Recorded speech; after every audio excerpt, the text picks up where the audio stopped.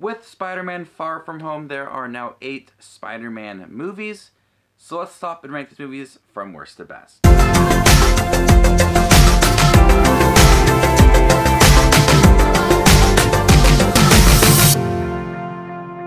Hey everybody, my name is Justin and I love to watch movies. If you guys love to watch movies, you guys are in the right spot. Make sure to hit that subscribe button down below so you guys don't miss any of my up and coming videos. Today we're going to be talking about all 8 of the Spider-Man films. I'm not going to be including Venom in this one. I did in the last ranking video for Spider-Man Into the Spider-Verse. And with this one now, Venom is a Spider-Man character, but it's not a Spider-Man movie. And so I'm going to disregard Venom for this ranking, and we're going to have it be 8 Spider-Man movies. So before we do get into the ranking video, make sure to leave your thoughts down below with how you would rank all 8 of the Spider-Man films from worst to best. You get the Andrew Garfield ones, the animated Spider-Verse movie, the 2 Tom Holland ones, and then you also have the Tobey Maguire movies as well. So we got a wide variety of Spider-Man movies for you guys to rank. So let's start this video off with number 8, The Amazing Spider-Man 2. The Amazing Spider-Man 2 is a mess. There's so much that they wanted to do. They wanted to set up the relationship between Harry Osborn and Peter Parker. Did not work. They wanted to have the Rhino. Did not work. They wanted to set up the Sinister Six. Did not work. They wanted to have Electro. That was done pretty bad. But there was so much they wanted to do in this movie, from Electro to the Green Goblin to the Rhino, setting up the Sinister Six, and you have Gwen Stacy with Peter Parker and the relationship and how that turned out. There was so much that they wanted to do, and none of it worked. It was just everybody fighting for screen time, except the Rhino. He didn't get any screen time. But I just really did not care about this movie. I remember seeing it in theaters and walking out like, that was pretty disappointing. Coming in at number 7 is Spider-Man 3. This is another one that tried to jumble too much, from Venom to Sandman to the Green Goblin with Harry Osborn. So much in the movie, and some of it worked, I will admit. I really liked Sandman and his story in here, but I think that the Venom moments were just so quick and just didn't leave like an impact on the film, which I wanted to. And the Green Goblin had the setup. It really did, with building up from the first and second movie, and they're supposed to have like this big third act with the Green Goblin and Peter Parker, the relationship. I think it would have been a truly epic movie if they didn't have the Sandman and they didn't have the Venom and they just focused on Harry and Peter Parker.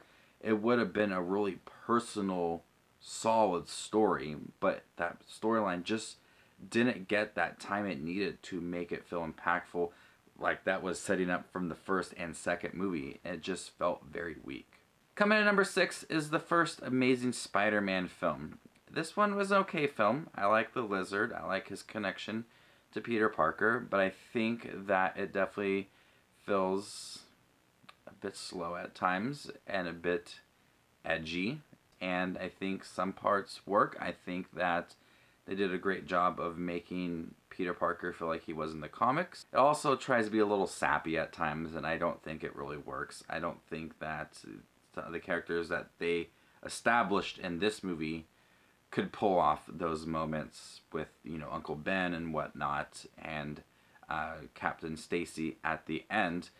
It definitely does not work because I think the acting's fine. It just, they didn't do a good job of, I guess, building these characters and the relationships.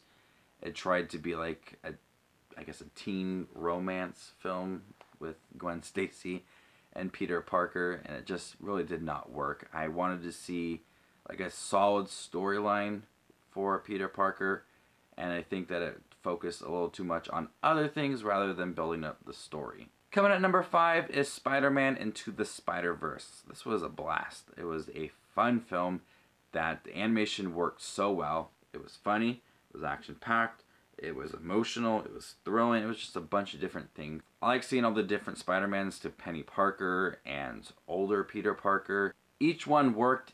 Even if they didn't get as much screen time as others, I thought that each one had a solid moment in the movie to really shine. Miles Morales is someone I want to see more of. I want to see him in a live action film. He's a really interesting character and really handled all the moments that I love about Spider-Man. And the older Peter Parker had a really interesting storyline because in the future he was really down on his luck.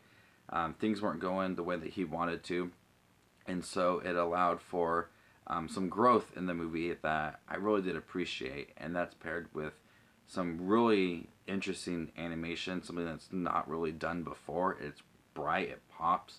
The music choice for the movies is really great. Overall, Spider-Verse movie is awesome. Coming at number 4 is Spider-Man Homecoming. The very first Spider-Man MCU film starring Tom Holland also had Michael Keaton as the villain, the Vulture. Zendaya is in the movie as well as MJ, and this was a really good movie.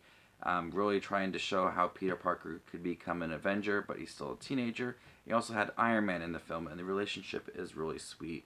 The Vulture is probably one of the best MCU villains. I thought he was really cool, and I like how they handled his story and just made him as a family man who was trying to take care of his family. Tom Holland is good as Spider-Man. I really think that he captures the essence of Spider-Man being nerdy, but also being a little corny and funny at times. The action is really well done. Overall, Spider-Man Homecoming is a great movie. Coming at number 3 is Spider-Man Far From Home. Spider-Man Far From Home is a solid sequel. Does a lot of great things in the movie. Really builds up on the first movie with the relationship between Iron Man and Peter Parker, and what that meant to Peter Parker, and how he's trying to deal with the fact that Iron Man is dead and he's trying to become the next Iron Man, but he's also a teenager and wants to go on vacation and, you know, try to be there with MJ and have fun.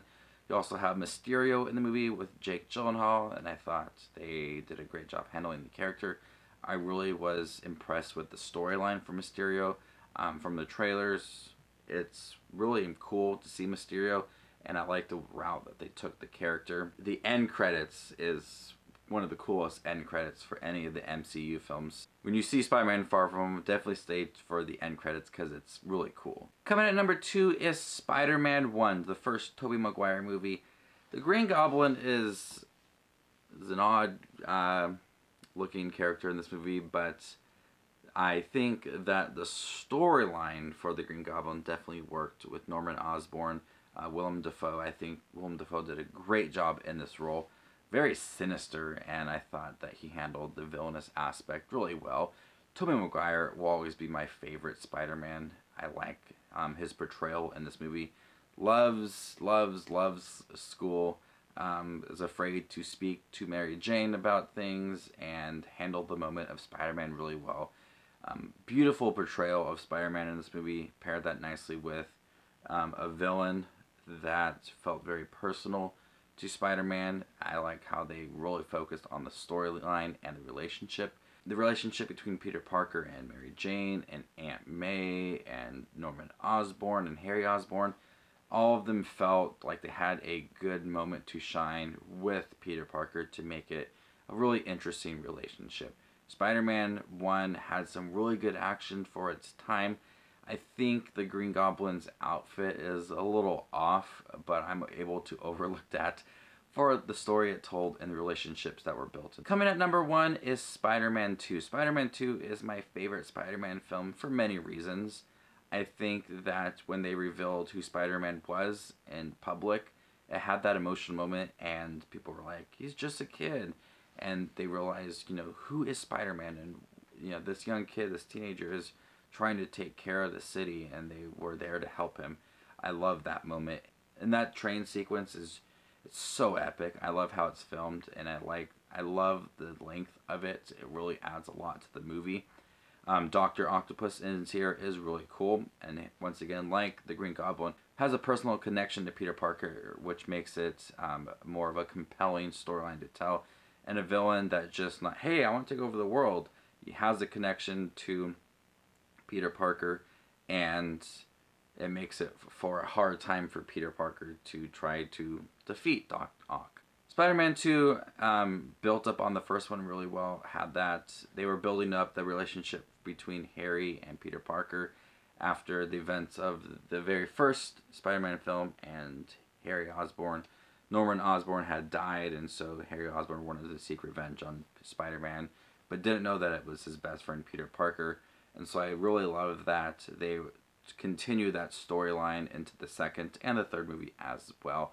And the second movie is when it became really pivotal. Spider-Man 2 is an awesome movie. It's emotional at times. It's an epic superhero movie. I absolutely love it. So there you guys have it. All 8 Spider-Man movies ranked worst to best. How would you rank these movies? Let me know in the comment section down below. Stay tuned for more movie reviews. My name is JustinWatchesMovies, and you guys stay classy, YouTube.